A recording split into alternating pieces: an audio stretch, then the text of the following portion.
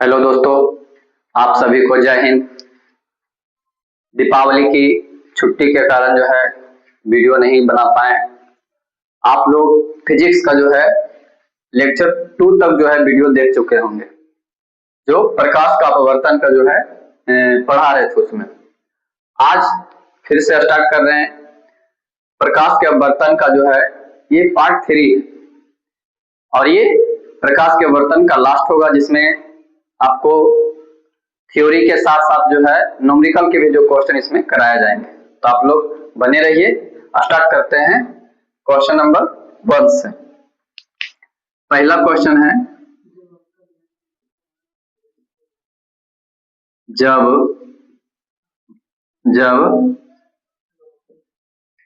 जब अवतल लेंस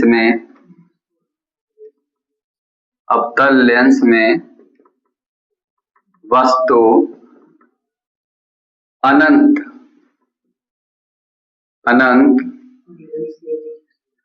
और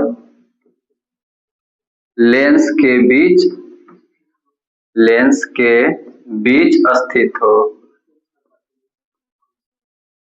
स्थित हो तो उसका प्रतिबिंब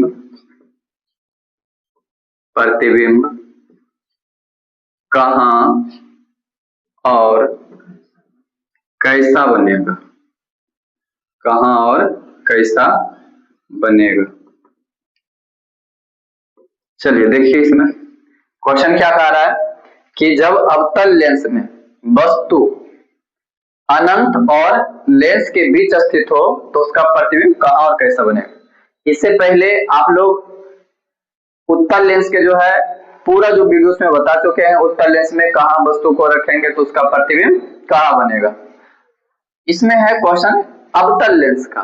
तो अवतल लेंस में 2 जगह हम वस्तु को रख सकते हैं जिसमें प्रतिबिंब बनता है। तो इसमें पहला क्वेश्चन क्या कह रहा है कि जब अवतल लेंस में वस्तु अनंत और लेंस के बीच स्थित हो तो उसका प्रतिबिंब कहाँ बनेगा। कौन सा लेंस है? अवतल लेंस। तो अवतल लेंस इस तरह का होता है। अवतल लेंस, ये अवतल लेंस, ये प्रकाशिक केंद्र है और ये मुख्य अक्ष। ये क्या है? मुख्य अक्ष। वस्तु ये F1, ये क्या है? F1।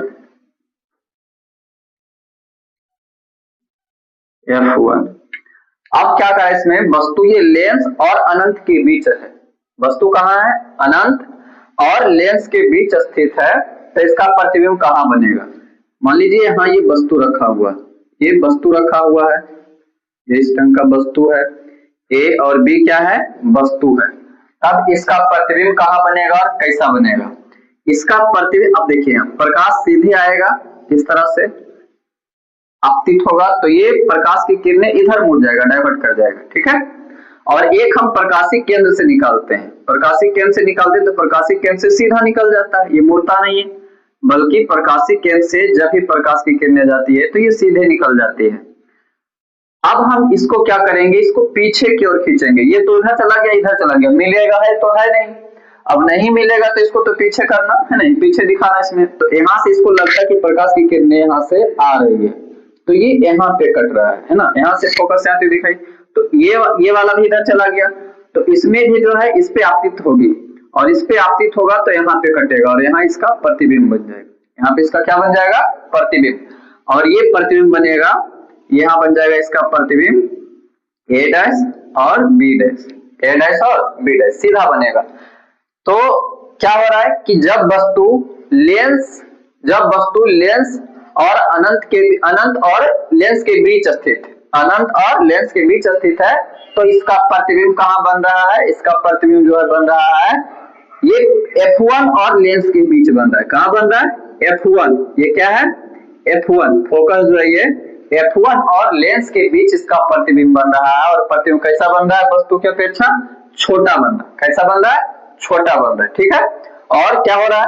छोटा बन रहा है और सीधा बन रहा है। तो याद रखिएगा, उत्तल लेंस में वस्तु जो होता है हमेशा सीधा और काल्पनिक बनता है। काल्पनिक बन रहा है ना, ये टूटी हुई लाइन से जब हम यहाँ पीछे की ओर, ये प्रकाश तो इधर चला गया लेकिन इसको लग रहा है इधर से कि इधर प्रकाश आ रहा है, यहाँ पे ये मिल रहा है तो इससे जो है कौन सा प्रतिबिंब बनता है? आभासी प्रतिबिंब। कैसा प्रतिबिंब? आभासी प्रतिबिंब बनता है और वस्तु से छोटा बनता है, ये कंडीशन।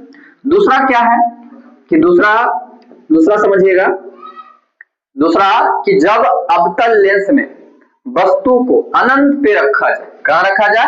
अनंत पे। देखिए ये लेंस है, ये लेंस है, वस्तु ये प्रकाशिक केंद्र है, ये मुखज। वस्तु कहां रख रहे हैं हम? अनंत पे रख रहे हैं। कहां रहे वस्तु? अनंत पे। तब उसका प्रतिबिंब कहां बनेगा? उसका प्रतिबिंब जो है कहां बनेगा? वस्तु कहां हो? वस्तु अनंत पर, अनंत पर कहां हो? अनंत पर वस्तु हो, तब उसका प्रतिबिंब कहां बनेगा? अनंत पर है तब उसका प्रतिबिंब कहां बनेगा? अनंत से आती हुई प्रकाश की किरणें क्या होती है? मुखज के समानांतर लाते हैं, ये ऐसे आ रहा है और यहां से ये जो इधर डाइवर्ट कर जाएगा। इधर से यहाँ जो प्रकाश की किरणें आएगा, ये यहाँ से जो है ये इधर की ओर चला जाएगा, आधार की ओर मुड़ जाता है प्रकाश की किरणें। ये इधर चला गया, ये इधर चला गया और ये इधर चला गया, तो कभी मिलेगा नहीं। तो इसको तो प्रतिबिंब बनाने के लिए मिला रहा है। तो यहाँ से इसको क्या होगा कि ये प्रकाश की किरणें यहाँ से ये आती हुई दिखाई देगी और यहाँ से ये जो प्रकाश की किरणें आती हुई दिखाई देगी और ये दोनों जहां मिलेगी वहीं उसका प्रतिबिंब बनेगा। तो कहां मिलती है? F1 पर। कहां मिलती है? F1 पर। जब वस्तु अनंत पे अवतल लेंस, जब वस्तु अवतल लेंस में अनंत पे स्थित होता है तो उसका प्रतिबिंब जो है F1 पर बनता है। किस पे बनता है?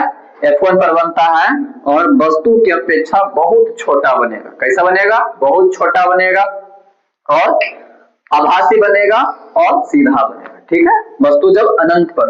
तो यही दो कंडीशन है जिसमें हम अवतल लेंस में जो है ये वस्तु को रख सकते हैं, है ना। एक ये हो गया हमारा पहला, जब वस्तु अनंत और लेंस के बीच स्थित हो, और दूसरा जब है अनंत पे वस्तु हो तब इसका प्रतिबिंब जो है F1 पर बनेगा। ठीक है, तो इसको याद रखिएगा।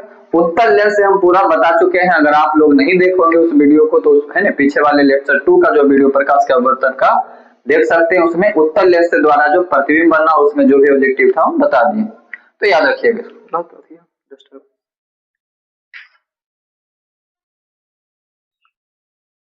क्वेश्चन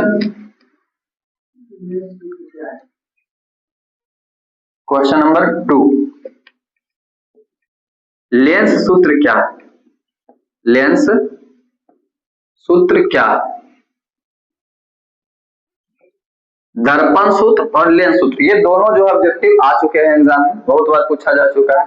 दर्पण सूत्र आप लोग जानते हैं, बता दिए थे। लेंस सूत्र क्या होता है? लेंस सूत्र होता है 1/f equal 1/v minus 1/u। ठीक है, तो ये लेंस सूत्र होता है। कौन सा सूत्र? लेंस सूत्र। और दर्पण सूत्र क्या था? 1/f इक्वल कितना था? 1 है ना, 1/v प्लस 1/u। ठीक है, वो प्लस था, इसमें माइनस है, तो ये लेंस सूत्र याद रखिए। अगला क्वेश्चन, क्वेश्चन नंबर 3, लेंस के आवर्धन का सूत्र। आवर्धन, लेंस के आवर्धन का सूत्र क्या होता है? सूत्र क्या है? क्या है? याद रखिएगा, लेंस का आवर्धन, आवर्धन को स्मॉल m से सूचित किया जाता है और ये होता है प्रतिबिंब की ऊंचाई बटे वस्तु की ऊंचाई, है ना। तो आवर्धन क्या हो जाएगा इसमें? ये हो जाता है इसमें माइनस v बटा u, v बटा u। याद रखिएगा, ये माइनस में होता है।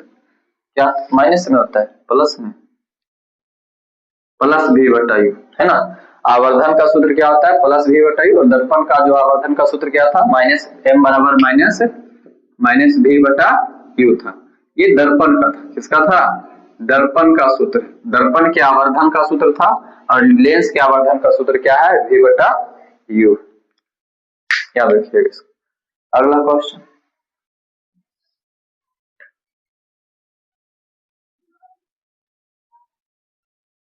क्वेश्चन नंबर 4,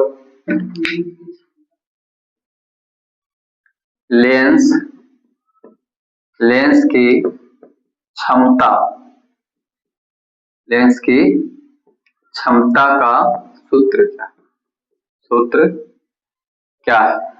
समझिए, लेंस की क्षमता, लेंस की क्षमता का सूत्र क्या होता है? तो लेंस की क्षमता जो होती है इसको P से सूचित किया जाता है। लेंस की क्षमता का मात्रक होता है डायोप्टर, एसआई मात्रक नहीं होता है ना, एसआई मात्रक इसका नहीं बल्कि मात्रक। एक जो है लेंस की क्षमता का मात्रक डायोप्टर होता है। एक डायोप्टर बराबर होता है m, एक है ना मीटर इनवर्स होता है, 1 मीटर इनवर्स या मीटर इनवर्स होता है लेंस की क्षमता का एसआई लेंस की क्षमता का मात्रक बराबर, एसआई नहीं होते बल्कि लेंस की क्षमता का मात्रक होता है। लेंस सूत्र क्या होता है, लेंस की क्षमता का सूत्र, लेंस की क्षमता को P से सूचित किया जाता है, लेंस की क्षमता को किससे P से सूचित किया जाता है। और इसके सूत्र होते हैं, इसके देखिए दो सूत्र हो, इसमें सूत्र कैसे होता है, लेंस की क्षमता का सूत्र जो होता है, अगर फोकस अगर मीटर में हो, फोकस क्या हो मीटर में हो, तब उसका अलग सूत्र हो जाएगा। और अगर फोकस सेंटीमीटर में, फोकस दूरी किसमें दिया हो सेंटीमीटर में, तो उसका अलग हो जाता है। इसलिए ऐसे इसका फॉर्मूला अगर होता है लेंस की क्षमता का तो 1/f होता है। क्या होता है, लेंस की क्षमता का सूत्र क्या होता है 1/f, जिसमें ये है लेंस की क्षमता है और ये क्या फोकस दूरी है, f क्या है फोकस दूरी है। लेकिन जब यही सेंटीमीटर में रहेगा, फोकस किस में रहेगा ये मीटर में है तो 1/f, अगर सेंटीमीटर में रहेगा तो P बराबर कितना हो जाएगा है ना 100/f हो जाएगा। अगर सेंटीमीटर में रहेगा तब, ये सेंटीमीटर में रहेगा तो, और ये मीटर में रहेगा तो 1/f, ठीक है, सेंटीमीटर में 100/f हो जाएगा। लेंस की क्षमता का सूत्र याद रखिएगा, ये वाला मेन है, ये है लेंस की क्षमता का फॉर्मूला।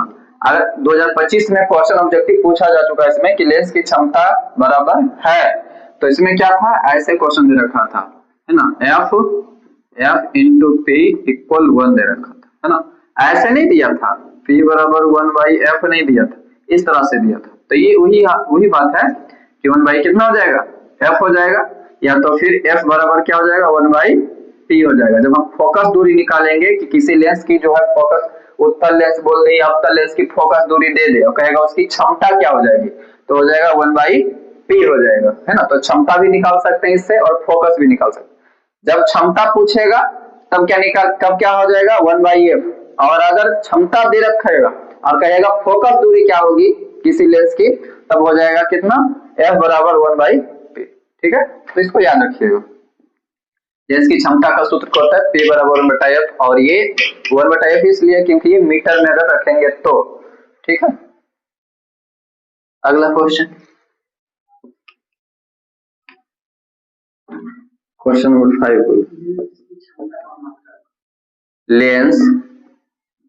लेंस की क्षमता का मात्रक क्या होता है ना, मात्रक क्या होता है,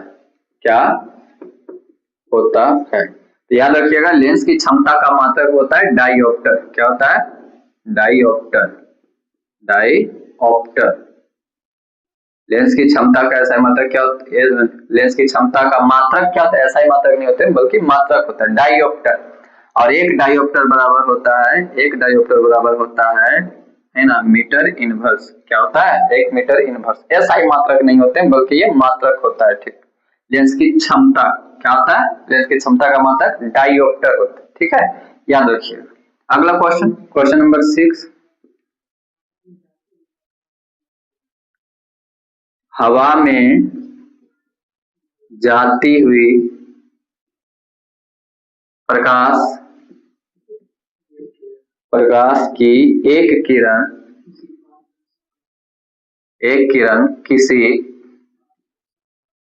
किसी पारदर्शी पदार्थ पर आपतित होती है यदि किरण अभिलंब से 45 डिग्री का कोण बनाती है तो पारदर्शी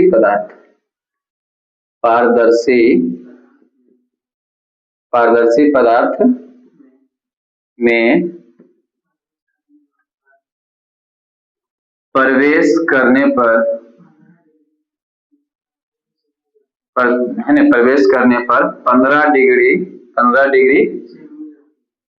डिग्री से मुड़ जाती है। तो पदार्थ का अपवर्तनांक निकालें।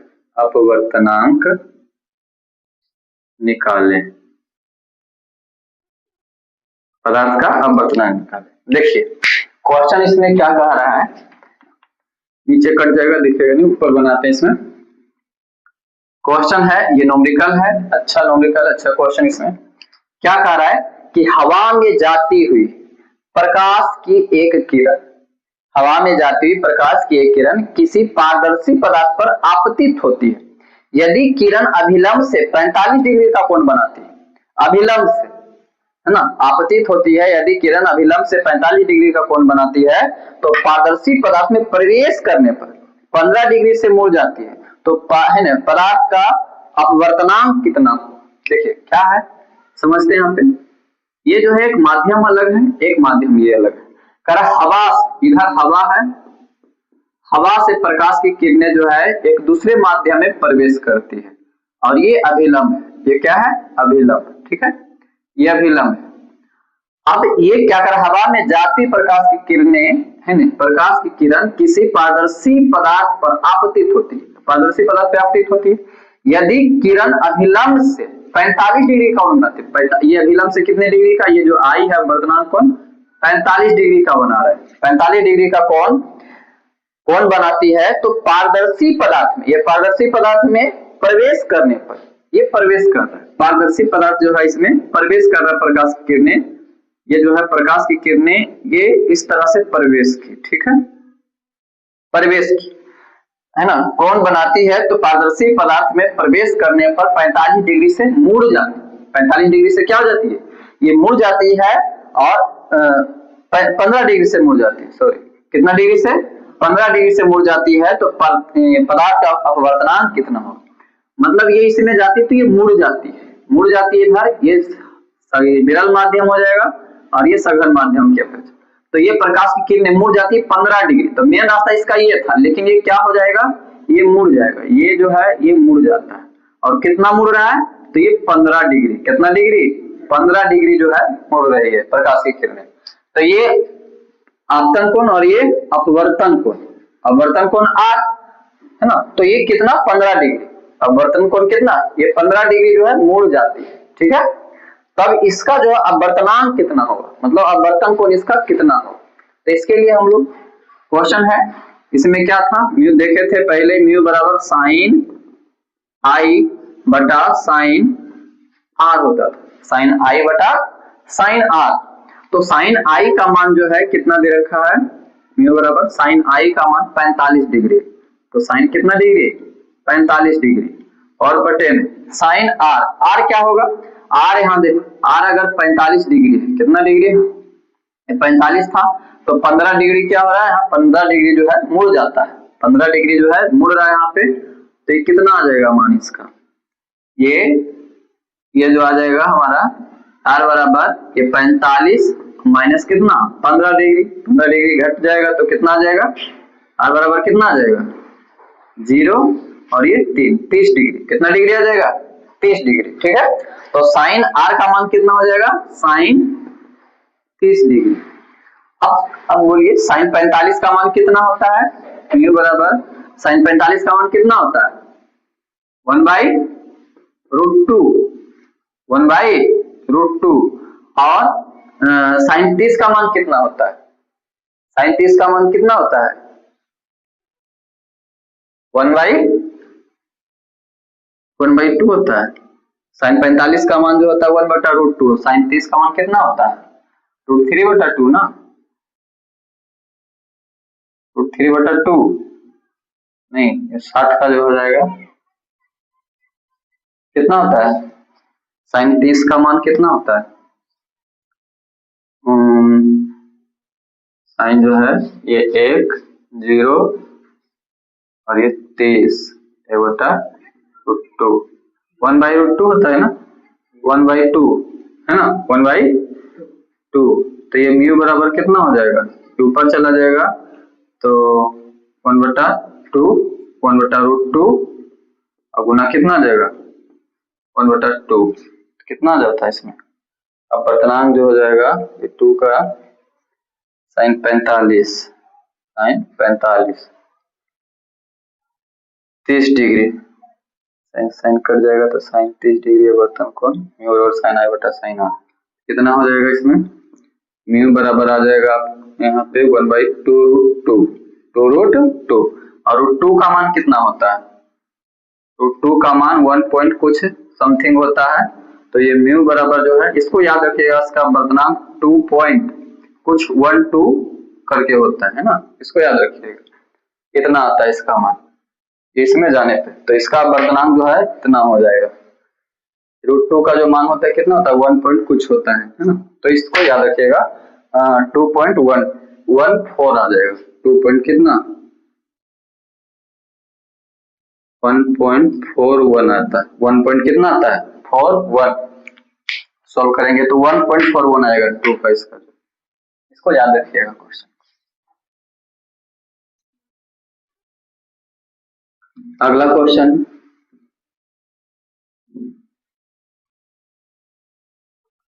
क्वेश्चन नंबर 2, क्वेश्चन नंबर कितना 7। एक उत्तल लेंस की फोकस दूरी 25 सेंटीमीटर है, 25 सेंटीमीटर है। लेंस की शक्ति ज्ञात करें,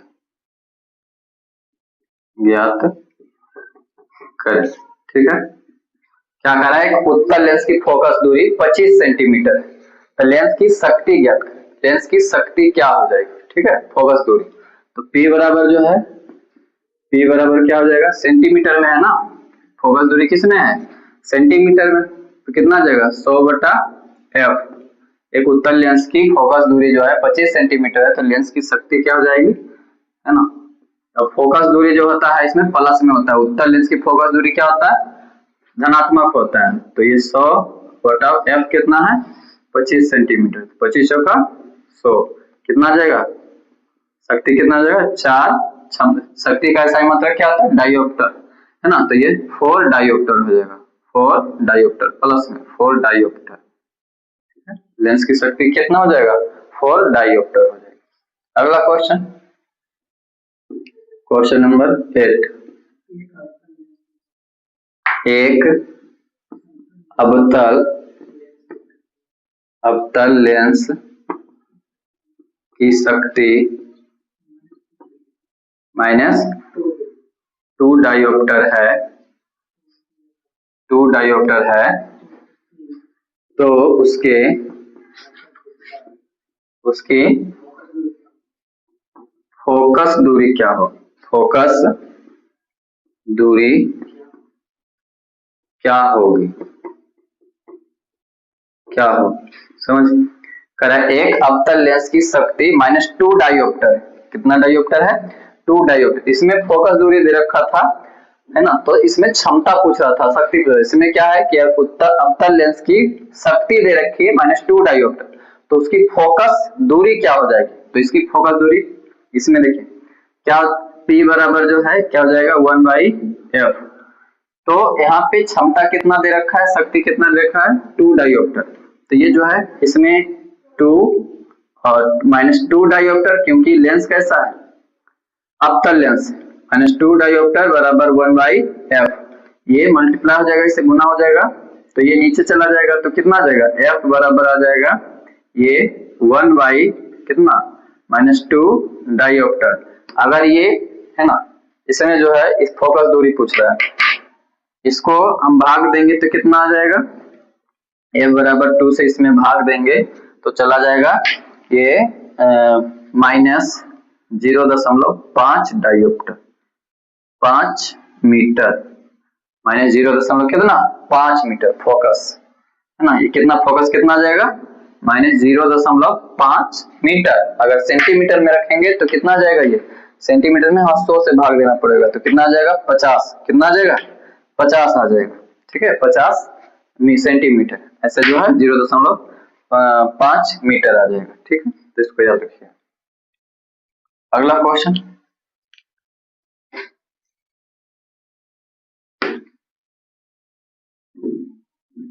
क्वेश्चन नंबर 9 है क्वेश्चन। एक डॉक्टर चश्मे